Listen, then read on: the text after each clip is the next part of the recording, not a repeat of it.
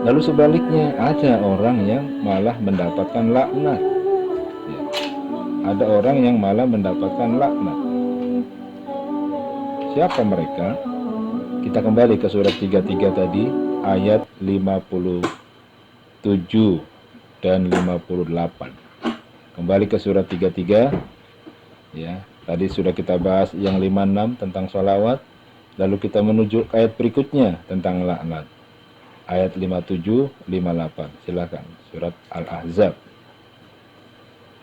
Innalladzina yu'luna Allah wa rasulahu la'anahumullahu fid dunya wal akhirah fid dunya wal akhirati wa a'adda lahum 'adzaban muhina walladzina yu'luna al-mu'minina wal mu'minati bighairi maktasabu faqad ihtamalu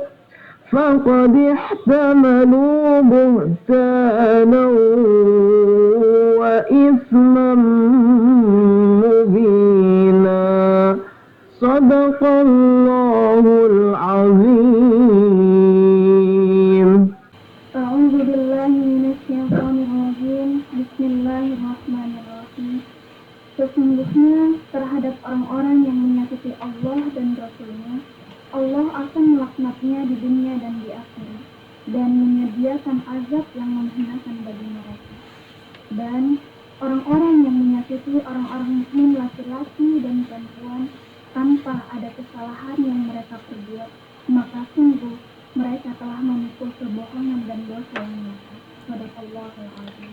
Shadaqallahul azim. Ini ayat sudah turun 1500 tahun yang lalu. Tapi kalau kita baca hari ini, per hari ini, sangat relevan. Apa kata Allah? Sesungguhnya orang-orang yang menyakiti Allah dan menyakiti Rasul-Nya. Rasul dalam arti definitif adalah Rasulullah SAW, Nabi Muhammad. Ya. Tapi dalam arti Rasul itu utusan yang diteruskan oleh generasi-generasi penerus Rasul seperti para sahabat, tabi'in, tabi'in, para ulama, itu yang memegang teguh kerasulan, memegang teguh kerisalahan, kemudian disakiti, dihina, ya, maka Allah akan melaknatinya di dunia dan di akhirat, dan menyediakan baginya siksa yang menghinakan. Luar biasa ini ayat. Ya, 2 hari ini kita mendengar ada orang yang meninggal, bukannya umat Islam mengucapkan innalillahi, tapi mengucapkan alhamdulillah gitu. Alhamdulillah meninggal katanya. Jadi saya baru temukan itu ayat di mana saya lihat di Quran ini ada orang meninggal ngucapin alhamdulillah gitu. Selidik punya selidik. Rupanya yang meninggal ini dianggap menghinakan Rasul, dianggap menghinakan zuriyah Rasul begitu. Oh begitu. Jadi Allah melaknat manusia boro-boro doa, ya enggak? Dia mengucapkan alhamdulillah, subhanallah. Jadi luar biasa penjelasannya. Dan itu susah untuk bagaimanapun juga dicegah, ya. Ada orang meninggal, lalu orang-orang pada senang, pada bertakbir, ya itu siapa yang bisa mencegah? Ini adalah rasa keimanan. Ya. Baik, kita lanjut. Dan orang-orang yang menyakiti orang-orang mukmin dan mukminat tanpa kesalahan yang mereka perbuat. Luar biasa. Ya. Orang yang mendapat laknat itu, di samping menyakiti Rasul, dia juga menyakiti orang-orang yang beriman ya, kepada Allah, orang mukmin yang beriman, orang mukminat yang beriman. Jadi menyakiti gitu. Ustaz Ali ingat ya, menyakiti judulnya itu. Iya, jadi kalau nanti jadi gitu ya, ya cukuplah pelihara yang satu itu ya. Iya. Jangan nanti malah mencari tambahan gitu ya. Dengan dalil masna wasulasa waruba, waduh katanya 2, 3 katanya. Ingat menyakiti orang mukmin, menyakiti orang beriman perempuan. Gitu. Jangan ajar aswat katanya. Iya gitu. Iya Pak. Subhanallah. Jadi kalau tokoh-tokoh kita yang sedang viral, diganggu keluarganya, diucak-ucak rumah tangganya, ya kalau kita lihat dari perspektif Al-Quran memang nyambung-nyambung juga barangkali kan. Ya bagaimanapun juga seorang istri itu sudah berjuang macam-macam ini dan itu lahir dan batin, jangan sampai disakiti, ya jangan menyakiti, nggak boleh gitu. Ya. Sunnah Ustaz, itu bukan sunnah, susah nahan itu aja sebenarnya. Iya, alasan doang itu, ya. Iya. Nah, kalau sudah begitu, siapa yang bisa mencegah? Nah, jadi dan orang-orang yang menyakiti orang-orang mukmin dan mukminat tanpa kesalahan yang mereka perbuat, maka sesungguhnya mereka telah memikul kebohongan dan dosa yang nyata. Waduh, luar biasa. Sebagai penutup, kita buka lagi surat 85 ayat 10.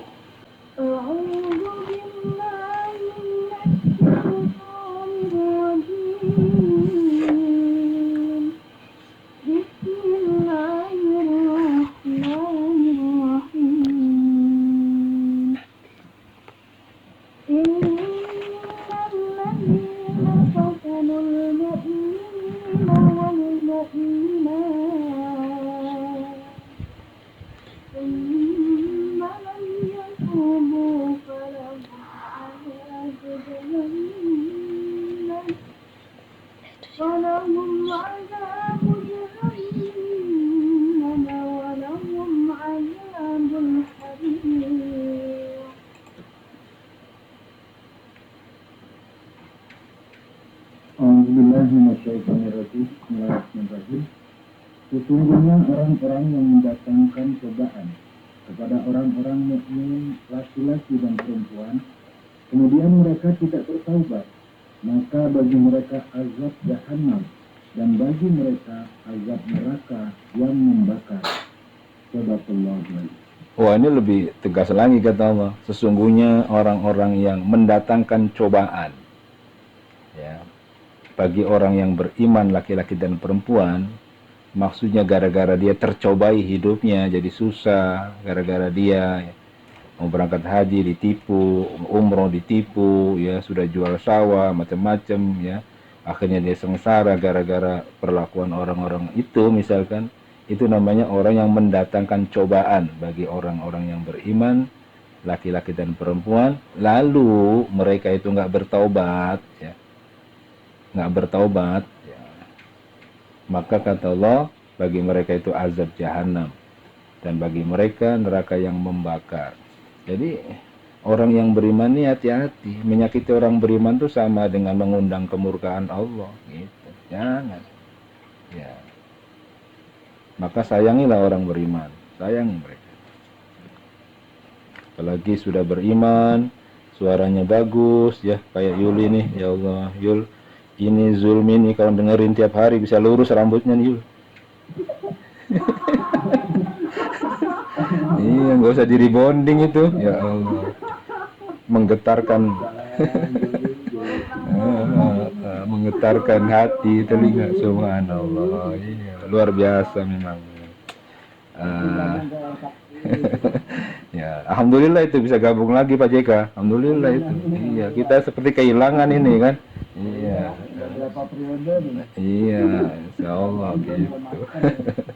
Padahal potensinya luar biasa itu. Iya. Kalau Jul ini kita godok terus di RKA, waduh, preman-preman Ciledug itu dikumpulin tuh sama dia. Nah, iya. Iya, subhanallah. Nah, ya, kita nggak tatap muka, tatap maya lah ya, gitu. Ya, jadi ini ayat subhanallah menggambarkan bahwa orang-orang yang suka menyakiti orang beriman itu berhadapan dengan Allah, Dan inilah orang-orang yang akan mendapatkan laknat. Ya. Nah, jadi tinggal pilih mau mendapat sholawat apa mendapat laknat. Tentu dong kita orang yang beriman akan pilih mendapat sholawat. Caranya bagaimana? Jaga sholat kita, tingkatkan kesabaran, ya kan? Hadapi ujian-ujian dengan penuh ketabahan. Insya Allah infak sedekahnya dijalankan, maka akan mendapatkan sholawat di dunia dan di akhirat. Ya. Demikian, mohon maaf atas segala kekurangannya. Assalamualaikum warahmatullahi wabarakatuh. Alhamdulillah. Alhamdulillah.